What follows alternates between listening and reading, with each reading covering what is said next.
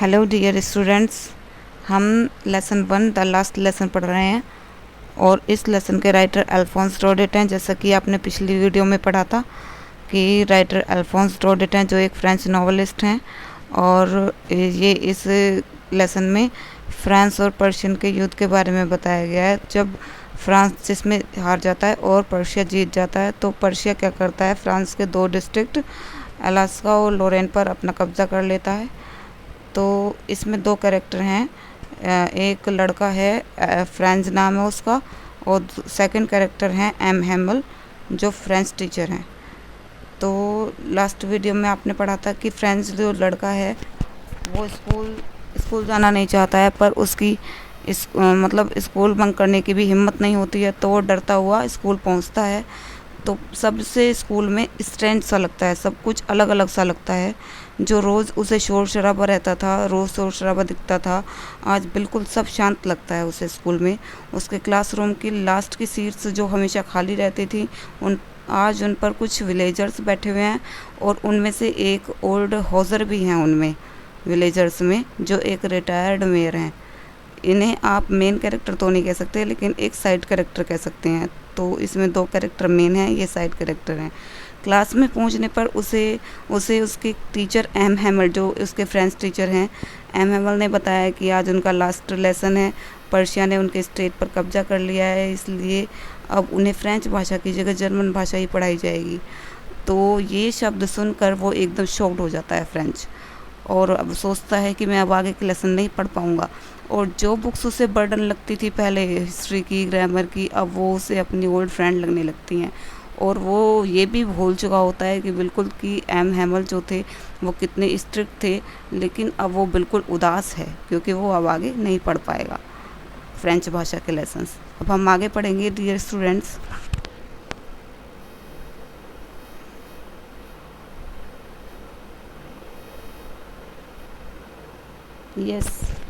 Yes students, आपने पढ़ा था कि हाउ क्रैंकी ही वाज, कि कितने वो स्ट्रिक्ट थे, कितने वो शॉर्ट टेम्पर्ड थे। यहाँ तक पुअर मैन वो सोच रहा है, कौन सोच रहा है अब? फ्रेंच जो लड़का है वो सोच रहा है कि poor man it was in honour of this last lesson, कि वो इस लास्ट लेसन के सम्मान में ही तो he had put on his fine Sunday cloth. Sunday cloth क्या होता है बेटा? संडे क्लोथ होता है किसी के फेवरेट क्लोथ, कि वो अपने फेवरेट्स क्लोथ पहन कर आए हैं। इस लेसन के सम्मान में ही तो वो अपने फेवरेट क्लोथ पहन कर आए हैं। कौन फेवरेट क्लोथ पहन कर आए हैं आज क्लास में? वो जो एम हेमल टीचर हैं वो अपने फेवरेट क्लोथ्स पहन के आ रहे हैं, जो किसी प्राइज डे पर या इंस्पेक्शन डे पर ही स्कूल में पहन कर आते थे। एंड नाउ आई अंडरस्टूड, और अब मैं समझ गया हूँ।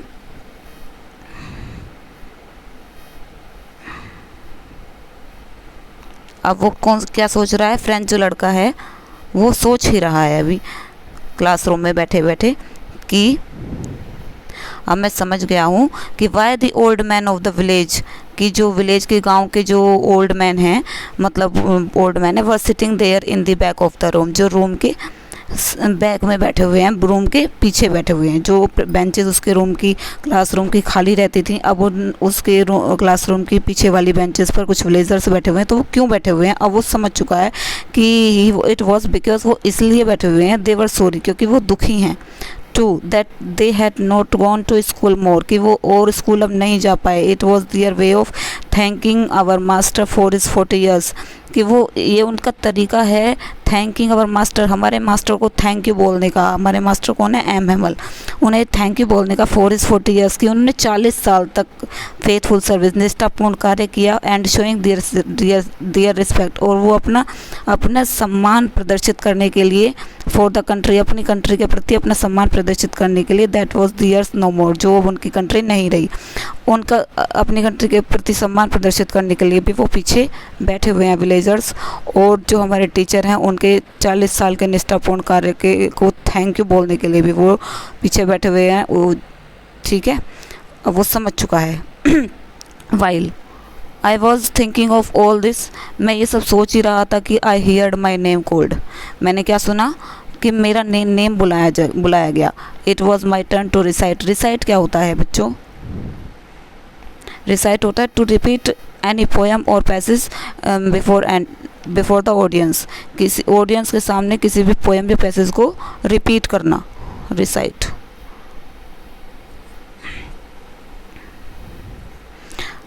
तो it was my turn to recite, अब मेरी टर्न थी रिपीट करने की। वॉट वुड आई नॉट, क्या सुन रहे थे वो टीचर? पार्टिसिपल सुन रहे थे। What would I not have given to be able to say that dreadful rule for the participle all through, कि वो मैं क्या कुछ करने को तैयार नहीं था।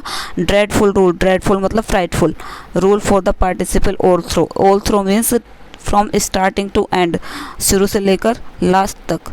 पार्टिसिपल को के मतलब भयानक नियमों को सुनाने के लिए मैं क्या कुछ करने को तैयार नहीं था। वेरी लाउड एंड क्लियर, जोर से और बिल्कुल स्पष्ट, विदाउट एनी मिस्टेक, बिना किसी मिस्टेक के जोर से और स्पष्ट रूप से शुरू से लेके एंड तक पार्टिसिपल के भयानक नियमों को सुनाने के लिए क्या कुछ करने को तैयार नहीं था मैं। But I got mixed up, लेकिन मैं उलझ गया। मिक्सड अप मतलब उलझ गया, कंफ्यूज हो गया। ऑन द फर्स्ट वर्ड, पहले वर्ड पर ही। एंड स्टूड देयर, और वहाँ खड़ा रहा। Holding on to my desk, अपनी डेस्क को पकड़े हुए। माई हार्ट बीटिंग, मेरी मतलब धड़कनें तेज तेज धड़क रही थी। And not daring to look up, और मेरी ऊपर देखने की हिम्मत भी नहीं हो रही थी। आई हियर्ड, मैंने सुना। क्या सुना? एम हेमल से टू मी, एम हेमल ने मुझसे कहा कि आई वॉन्ट स्कोर्ड यू, मैं तुम्हें डांटूंगा नहीं। Little friends you must feel bad enough, तुम काफ़ी बुरा महसूस करोगे और कर रहे होगे, तुम बुरा महसूस ही कर रहे होगे। सी हाउ इट इज़, देखो ऐसा है, ऐसी बात है। एवरी डे, हर रोज़, we have said to ourselves, हर रोज़ हमने खुद से कहा है कि I have plenty of time, कि हमारे पास बहुत समय है। I will learn it tomorrow, मैं इसे कल सीख लूँगा। And now you see where we have come out. Where we have come out means कि हम कहाँ आ गए हैं, मतलब इसका रिज़ल्ट क्या हुआ, इसका मतलब हो सकता है रिज़ल्ट।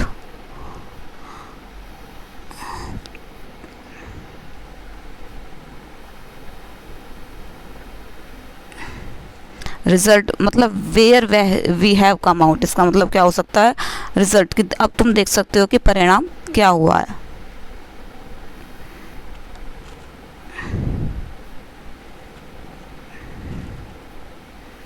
अब आप देख सकते हो कि परिणाम क्या हुआ है। क्या हुआ है परिणाम? सी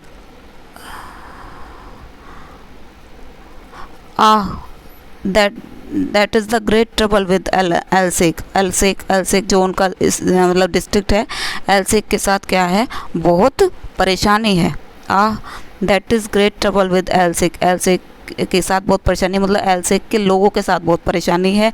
she puts of learning till tomorrow, मतलब क्या है कि यहाँ के लोग क्या करते हैं, अपने पढ़ाई को कल पर छोड़ देते हैं। Now those fellows out there will have the right to say to you. अब दोज फेलोज किसके लिए कहा गया है? जो आने वाले लोग हैं, जो बाहर के लोग हैं, जो आपको जर्मन पढ़ाने आएंगे। They will have right to say to you, उनके पास ये अधिकार है कहने का कि हाउ इट इज़, ये कैसे हो सकता है कि you pretend to be Frenchman, कि आप फ्रेंचमैन होने का दिखावा करते हो। And yet you can neither speak nor write your own language, और फिर भी तुम ना तो इस बोल सकते हो ना ही लिख सकते हो अपनी खुद की लैंग्वेज को, मतलब खुद की लैंग्वेज क्या, फ्रेंच लैंग्वेज, उसे ना तो तुम लिख सकते हो ना बोल सकते हो, मतलब तो। But you are not the worst, लेकिन तुम सबसे बेकार नहीं हो, poor little friends. We have all a great deal to approach our selves with. Reproach क्या होता है? रीप्रोच होता है ब्लेम करना खुद को। तो इसमें वो कह रहे हैं एम हेमल कि आप सबसे बेकार नहीं हो, इसमें आपकी ही गलती नहीं है, इसमें और सबकी भी को भी वो ब्लेम कर रहे हैं, हम खुद को ब्लेम कर रहे हैं कि योर पेरेंट्स, सबसे पहले वो ब्लेम कर रहे हैं पेरेंट्स को कि योर पेरेंट्स वर नॉट एनेक्सियस मतलब उत्सुक नहीं थे, काफ़ी उत्सुक नहीं थे टू यू लर्न, आपको पढ़ाने के लिए वो बहुत उत्सुक नहीं थे। दे प्रेफर्ड यू, उन्होंने आपको पसंद किया to put you work on a farm और एट द मिल्स या खेत में काम कराने के लिए, आपको रख देने के लिए उन्होंने ज़्यादा पसंद किया। तुम्हें मिल्स में काम कराने के लिए। सो इसलिए as to have a little more money, जिससे कि थोड़ा और पैसा कमाया जा सके। एंड आई, और मैं, I have been to blame also, वो खुद को भी ब्लेम कर रहे हैं कि have I not often sent you to water my flowers instead of learning your lessons, आपके लेसन्स को पढ़ाने की बजाय मैंने आपको फ्लावर्स में पानी देने के लिए नहीं भेज दिया।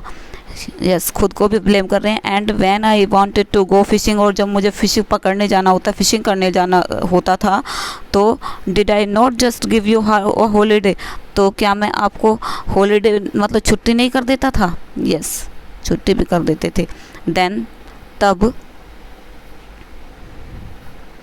Then from one thing to another, फिर एक चीज़ से दूसरी चीज़ पर चर्चा करते हुए M Hamel went on to talk of the French language, वो फ्रेंच लैंग्वेज के बारे में बात करने लगे। कौन? M Hamel. क्या बात करने लगे? Saying that it was the most beautiful language, वो कह रहे हैं कि ये बहुत ब्यूटीफुल लैंग्वेज है। कौन सी language? French language. In the world, पूरे संसार में। द क्लियरेस्ट, सबसे क्लियर है। द मोस्ट लॉजिकल, तर्क संगत है। And that we must guard it मतलब हमें इसकी सुरक्षा करनी चाहिए, हमें इसे संभाल कर रखना चाहिए, हमें इसे संभाल कर रखना चाहिए, सुरक्षा करनी चाहिए अमंग अस, क्योंकि एंड नेवर फॉरगेट इट, और इसे कभी भूलना नहीं चाहिए। Because when a people are enslaved, क्योंकि जब लोग इंस्लेव्ड हो जाते हैं, गुलाम हो जाते हैं, एज लॉन्ग एज, जब तक they hold fast to their language, जब तक वो अपनी लैंग्वेज पर अच्छी पकड़ बनाए होते हैं, as if they had the key to prison, तो उनकी जो लैंग्वेज होती है, प्रिजन होता है जेल से बाहर निकलने की चाबी की तरह होती है उनकी लैंग्वेज। तो आपको अगर मतलब अपने अलास्का को बचाना हो तो अपनी फ्रेंच लैंग्वेज पर पकड़ बनाए रखनी है, उनका मतलब ये है कहने का। देन, और तब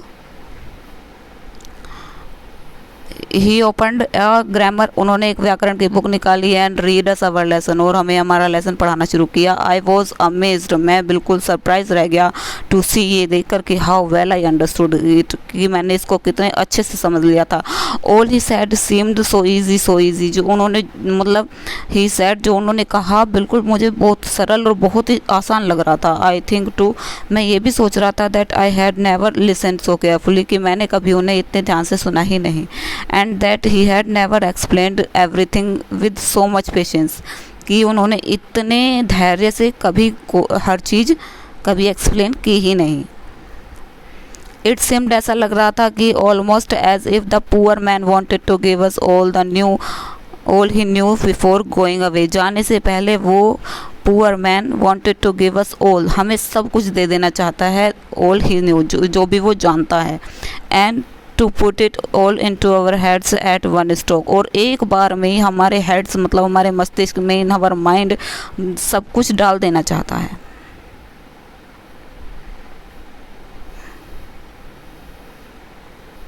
आफ्टर द ग्रामर के बाद we had a lesson in writing, अब ग्रामर का वो रीडिंग हो गई, अब राइटिंग की बारी, हमारे राइटिंग की बारी आई।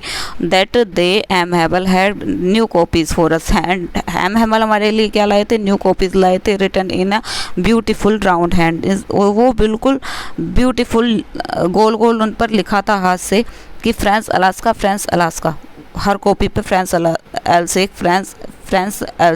एल्सेक लिखा था हर कॉपी पर।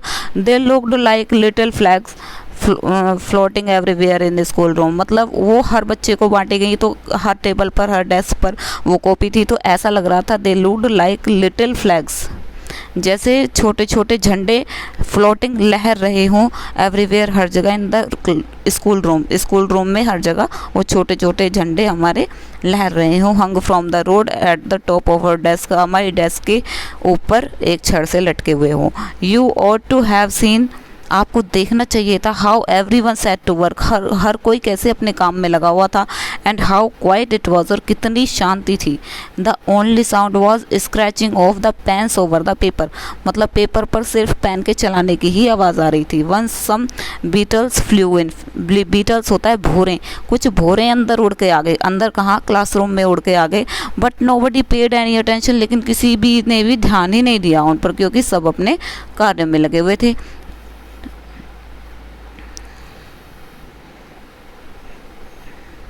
नॉट इवन द लिटिलेस्ट वंस, मतलब किसी छोटे बच्चे, वहाँ छोटे बच्चे भी थे, किसी छोटे बच्चे ने भी उन पर ध्यान नहीं दिया, बीटल्स पर। Who worked right on tracing their fish hooks, जो अपना फिश को पकड़ने के लिए जो कांटा बनाते हैं, कांटे का चित्र बना रहे थे वो बच्चे। एज इफ, ऐसा लग रहा था जैसे दैट वाज फ्रेंच टू, कि ये जो चित्र बना रहे हैं वो भी फ्रेंच भाषा का ही हो, फ्रेंच भाषा से रिलेटेड हो, कि वो भी ऐसे लगे हुए थे जैसे उनका भी कोई लास्ट लेसन है। ऑन द रूफ द, मतलब छत पर, the pigeons cooed very low, और कूड वेरी लो, पिजन्स की जो बोलने की साउंड होती है उसे कूड बोलते हैं, जैसे बिल्ली की म्याऊं होती है तो पिजन्स कूड बोलते हैं। पिजन्स गुटरगू कर रहे थे बहुत धीमे स्वर में। And thought to myself, मैंने अपने आप से सोचा कि will they make them sing in German, कि क्या वो, मतलब इनको भी जर्मन भाषा में गाना सिखा देंगे, जर्मन भाषा में बोलने के लिए बाध्य करेंगे। इवन द पिजन्स, क्या वो पिजन्स को भी जर्मन भाषा में बोलने के लिए बाध्य करेंगे? हमें तो जर्मन भाषा में बोलने के लिए बाध्य कर सकते हैं Germany's.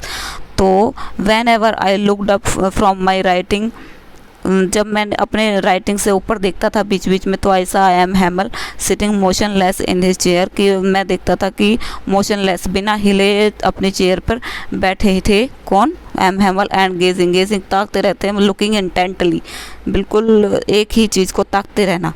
First eight one thing, पहले एक चीज़ को, देन एट अनदर, फिर दूसरी चीज़ को। एज इफ, जैसे he wanted to fix in his mind, जैसे वो अपने माइंड में ये फिक्स कर लेना चाहते हैं, just how everything looked in that little school room, कि उस छोटे से स्कूल रूम में हर चीज़ कहाँ, हर चीज़ कैसी दिखाई देती है, ये सब अपने माइंड में अंकित कर लेना चाहते हैं, फिक्स कर लेना चाहते हैं, ऐसा लग रहा था।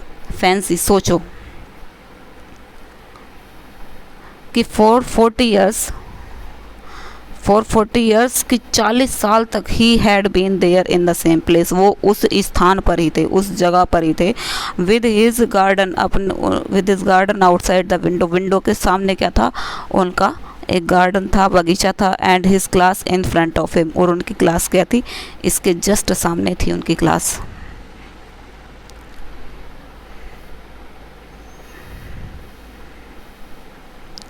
Just like that. और 40 ईयर्स में सब कुछ वैसा ही था, बट कुछ चीज़ें बदल गई थी। कुछ चीज़ें क्या बदल गई थी? Only the desk and benches smooth, मतलब डेस्क और बेंचेस पर तो वो थोड़ी क्या हो गई थी? पुरानी हो गई थी। एंड द वॉलनट ट्री, अखरोट का पेड़ जो था in the garden were taller, वो क्या हो गया था? थोड़ा ऊंचा हो गया था। And the hope wine that he had planted himself, जो उन्होंने खुद अपने हाथों से लगाई थी। होप वाइन होता है एक बेल, एक लता, जो उन्होंने अपने हाथों से लगाई थी, वो क्या हो गई थी? ट्विंड मतलब ट्विस्टेड, घूम घूम कर वो लिपट गई थी। About the windows to the roof, एक खिड़की से लिपट कर वो छत तक पहुंच गई थी वो लता, जो उन्होंने खुद अपने हाथों से लगाई थी। तो how it must have broken his heart to leave it all, इन सब को छोड़ के जाना, उनके दिल कितना टूटा होगा, इस सब को छोड़ने की बात से उनका दिल कितना टूट गया होगा। टू हियर हिज सिस्टर, और उन जो जिस क्लासरूम में वो बैठे थे उसके ऊपर ही जस्ट उनका एक रूम था, उसमें एम हैमल और उनके सिस्टर रहते थे, तो उस रूम के बारे में बताया गया। To hear his sister moving about in the room above, जो रूम ऊपर था उनकी सिस्टर उसमें मूव कर रही थी, इधर उधर घूम रही थी। एंड पैकिंग हिज ट्रंक्स होता है लगेज, कि वो अपना लगेज पैक कर रही थी, क्योंकि उन्हें कल छोड़ना था। For they must leave the country next day, क्योंकि उन्हें अगले दिन वो कंट्री छोड़नी थी। बट लेकिन he had the courage to hear every lesson to the very last. क्यों, लेकिन उनके अंदर इतना साहस था, इतना करेज था टू हियर एवरी लेसन, कि वो हर लेसन को, हर वेरी लास्ट कि वो लास्ट लेसन को हर बच्चे से सुनने का साहस रखते थे। आफ्टर द राइटिंग, लिखने के बाद, हमारी राइटिंग भी अब हो गई थी, तो लिखने के बाद we had a lesson in history, अब हमारे हिस्ट्री के लेसन की बारी आई। And then the babies chanted their ba be बो बू। ये क्या बा बी बो बू क्या है कि बेबीज, ये छोटे बच्चों के बारे में बताया गया। छोटे बच्चे जो होते वो चैंटेड, वो बार रिपीट कर रहे थे। ये है phonetic sound, phonetic sound. Phonetic sound क्या होता है, जैसे हमारे हिंदी लैंग्वेज में होता है ए फॉर ए होता है, बी फॉर बै होता है, सी फॉर क्या होता है, डी फॉर द होता है। तो ऐसे ही उन फोनेटिक लैंग्वेज में, वो फोनेटिक लैंग्वेज का उनका सेशन चल रहा था, और वे बा बी फ्रेंच लैंग्वेज में बा बी वो बू बोल रहे थे। Down there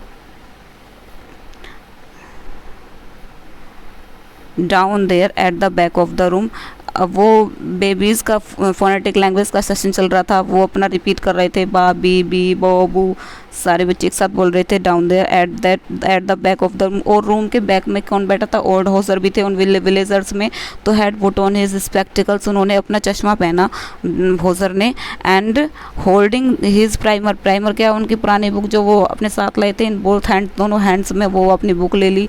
spade the letters with them, और वो भी छोटे बच्चों के साथ में बोल रहे थे ऐसे ही फोनेटिक लैंग्वेज, फोनेटिक साउंड्स को। यू कैन सी, आप देख सकते हो, that he too was crying, वो भी रो रहे थे। हिज वॉइस ट्रेम्बल्ड मतलब काँप रही थी, शेक, उनकी वॉइस काँप रही थी विद इमोशन, भाव से। And it was so funny, ये इतना मजा मतलब फनी भी लग रहा था, सो टू हियर, उन्हें सुनना। That we all wanted to laugh and cry, हम हंसना भी चाहते थे और रोना भी चाहते थे। क्योंकि रोना क्यों चाहते थे कि वो भी अपना फ्रेंच लैंग्वेज का लास्ट लेसन पढ़ रहे थे, इसलिए रोना चाहते थे। How well I remember it, कि दैट लास्ट लेसन, वो फ्रेंच लड़का कह रहा है कि मुझे कितने अच्छे से याद है अपना वो last lesson. All at once the church clock struck 12, अचानक से क्या हुआ बेटा, all at once church clock struck 12, church की के क्लॉक में 12 बज गए। और देन द एंजलस क्या है, एंजलस है क्रिश्चियंस प्रेयर सॉन्ग, क्योंकि जब क्रिश्चियंस प्रेयर करते हैं तो जो गाना गाते हैं उस गाने को, उस सॉन्ग को कहा गया एंजलस।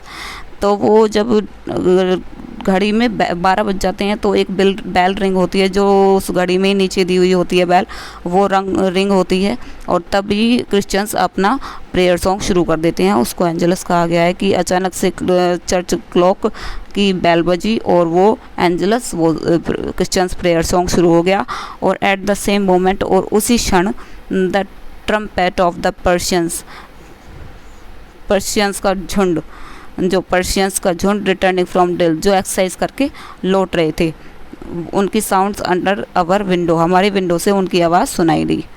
बाहर जो ड्रिल कर रहे थे, जो जब वो फ्रेंच लड़का स्कूल आ रहा था तो उसने रास्ते में देखा था कि सामिल के पीछे वो पर्शियंस क्या ड्रिल कर रहे थे, एक्सरसाइज कर रहे थे। तो वो भी, उनका भी टाइम हो गया था घर लौटने का, तो वो वापस लौट रहे थे। और M Hamel stood up, M Hamel खड़े हो गए, क्योंकि अब छुट्टी का टाइम हो चुका था, ये इस चीज़ का साइन थे। तो M Hamel stood up, M Hamel खड़े हो गए। वेरी पेल मतलब बहुत पीला पड़ गया था उनका चेहरा। इन हिज चेयर, अपनी चेयर पे। आई नेवर सा हिम लुक सो टॉल, मैंने कभी उन्हें इतना लंबा नहीं देखा। उनका लंबा का क्या मतलब है कि वो स्ट्रेट खड़े थे कहीं, और अपनी मतलब टूटने को वो छिपा रहे थे, अपनी कमज़ोरी को वो छिपाने की कोशिश कर रहे थे, बिल्कुल सीधे खड़े थे और साहस जुटा रहे थे।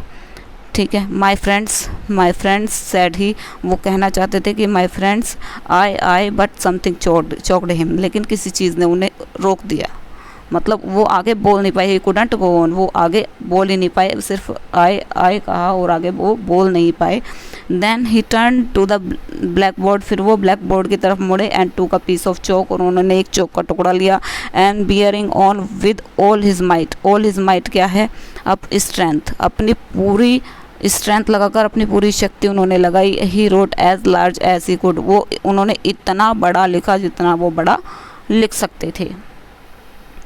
क्या लिखा, विवे ला फ्रांस, विवे ला फ्रांस मतलब लिव लॉन्ग फ्रांस, मतलब फ्रांस जिंदाबाद, फ्रांस जिंदाबाद, ये उन्होंने लिखा। देन ही स्टॉप्ड, फिर वो रुक गए। एंड लीन मतलब झुक गए या सटा लिया उन्होंने अपना सर। His head against the wall, wall से ही सटा लिया उन्होंने अपना सर। एंड विदाउट अ वर्ड, और बिना कुछ कहे, he made a gesture, gesture होता है सिग्नल देना, he made a gesture to us, उन्होंने हमें एक सिग्नल दिया। विद हिज हैंड, अपने हाथ से ही हमें एक सिग्नल दिया कि school is dismissed, school dismiss हो गया है, स्कूल की छुट्टी हो चुका है, यू मे गो, ये उन्होंने बोला नहीं, उन्होंने हाथ से ही सिग्नल दिया। Okay students, your chapter has been finished. आपको ये कैसा लगा प्लीज़ कमेंट में बताइएगा। Okay bye students, take care yourself.